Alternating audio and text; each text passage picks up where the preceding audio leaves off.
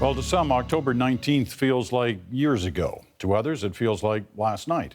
To the insiders, well, it was just another day in the backroom life of Canadian politics. David is in Miami tonight. Kathleen joins us from Ottawa, and Jamie is here in Toronto. I'm actually not going to start on anything in Canadian politics because I think one of the most discussed political stories of this day has been south of the border, as we saw on the news.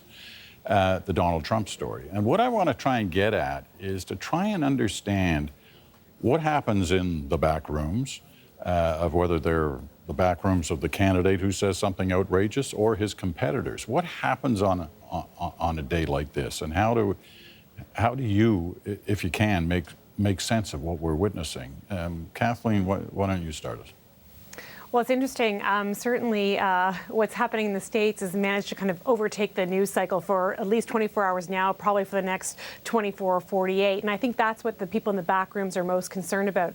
If you're working on a campaign and your candidate says something outrageous, the question is, do you double down on it, or do you try to walk away and slowly back up from the statement? It seems that in the case of Mr. Trump, he's doubling down. And so the campaign internally and also the other campaigns have to decide how they're going to react. And you've seen today the Republican Party come out and various other candidates make those announcements. And those are tough decisions because those pronouncements that Mr. Trump is making are clearly getting some support within that Republican Party base. And so other Republican Party candidates may be wary.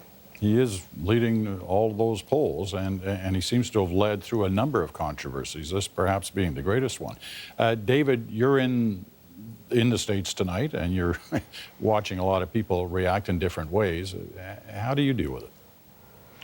Well, I mean, I think if you are working for one of the candidates, let's say you're working for Jeb Bush or Marco Rubio, or one of the people that's considered to be somewhat more moderate and centrist than Mr. Trump, you're in a real dilemma because you're probably running for the nomination of the wrong party at this point. Because normally what you would do in this circumstance is you would demonstrate that Trump is the positions Trump is taking are unelectable.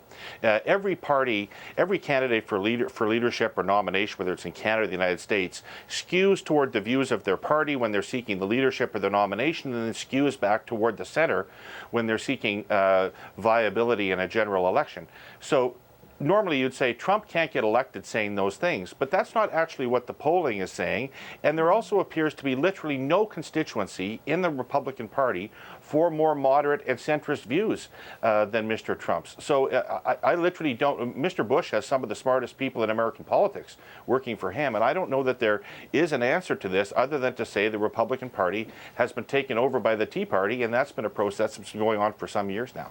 Jamie, how do you see all this? Well, Peter, when you said disgust, I thought you were going to use a different word and say disgusted. It's quite unbelievable. Obviously, this was not random by Mr. Trump. This was planned by his team. They obviously think they're quite clever with this and that they can win with it. I'd suggest the real winner is Hillary Clinton. And if she was smart, she'd be doing her Christmas shopping right now and letting this foolishness continue, because the longer this goes on, it may make Mr. Trump viable within the Republican Party, but there's no evidence that it's going to make him viable with the American public. This is a good day for Hillary Rodham Clinton. Well, go ahead, Kathleen. No, I would say that's the point that I think, to pick up on what David also said, is that when you're in a leadership contest, you do play towards your base, those who can actually vote for your party's primary. So at this point, he is sacrificing the national public vote in order to secure his party's nomination. It'd be interesting to see the Conservatives here in Canada are about to move into a leadership race of their own. Will we see more extreme language from them when they're trying to court leadership candidate? I guess one thing I would want to say, though, or it would be interesting to see, and maybe David from stateside has some insight into this, is if there's some research being done into those who are supporting Trump's statements. Do they actually believe he would follow through and actually, do a ban?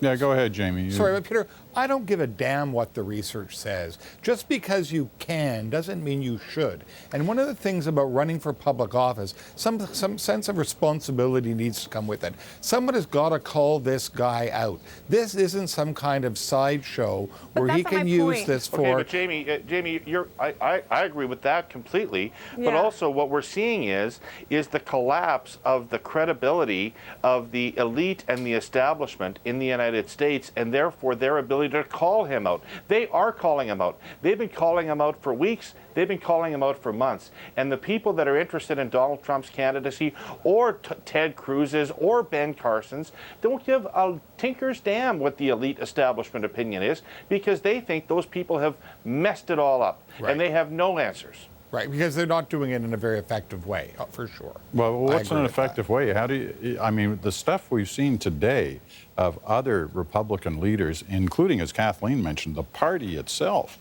basically condemning the guy. If all that doesn't have an impact, what possibly could? Well, I think there's an answer for that, Peter. I think that they're fighting the problem. They're fighting the problem with the people that made the problem, and instead they need a parallel movement of regular Americans, not elite Americans, not fancy pants Americans, regular Americans, to start using social media and other tools that they have to build a counter groundswell of support against Trump. And I don't know why that can't be organized. That's a mystery to me. You know, I disagree with Jamie in the sense I don't think social media or any kind of uprising on social media is going to change anything. I think that this isn't the first, the second, the third, or the fourth. It's probably the seventh or eighth time that Mr. Trump has said something truly outrageous, truly vile. And each time he has said a comment like this, people have predicted the end of his campaign. So the point I'm trying to get at is, what is it that you know, Americans are seeing in Mr. Trump's messaging? Is it they're connecting with some kind of authenticity that he's presenting? I think that question needs to be answered, and then other contenders need to kind of emulate that to some extent. Not his policies, but maybe his authenticity or some part of his messaging. Well, what do you think they are seeing? What do you think they are seeing there, David, when they're rallying behind him? And we should say we don't know whether they're going to rally behind this latest one. As we've all suggested, everything he said so far, he seems to have got away with or got support for. We don't know what will happen on this one.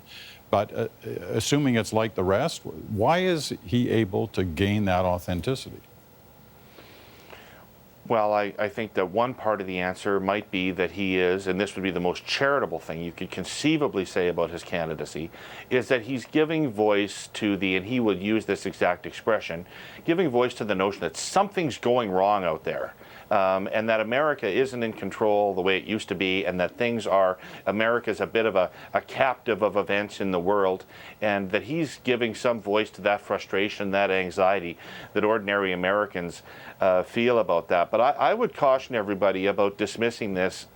He's been running, if you were to tell me that he was doing very well in the Republican Party, but very badly in national runoff polls in the election, that would be one thing. But he's competitive with Hillary Clinton, who, whatever else you think about her, is a highly credible candidate for the presidency. He's competitive with her in the polls. And I mean, I think this is one of the most dangerous things going on in the world right now, that at a time when the free world needs the United States more than ever, it's not clear it's a serious country politically. Jamie, what's the lesson, if there is one here, for parties in this country that are on the edge of a leadership race, a contest, and you know, your own party is one of them? Right. I think the first lesson is that there is a wide divide between America and Canada when it comes to politics. And I think this is one of those issues on which there is a wide divide. You can say that in the last election, where some of these divisive issues were tried, they were soundly rejected by Canadians. So I don't think that emulating what's going on in America, even though similar things are happening, we have fringe parties with some of these beliefs in other places, France, for example, the United Kingdom, and so on. I don't think that that's going to take place here in Canada. There's no evidence that it's flowing over the big wall that Mr. Trump is going to build between America and Canada. Kathleen, you get the last word. Yeah, I just say it's difficult to combat the crazy, and I think that's what we're seeing south of the border, and it is frightening, and it is something to be worried about. As Jamie just noted, Le Pen is surging in France, and that's problematic as well. All right, we'll leave it at that, and I promise we will get back in detail to the Canadian story next time round. Thank you to the insiders.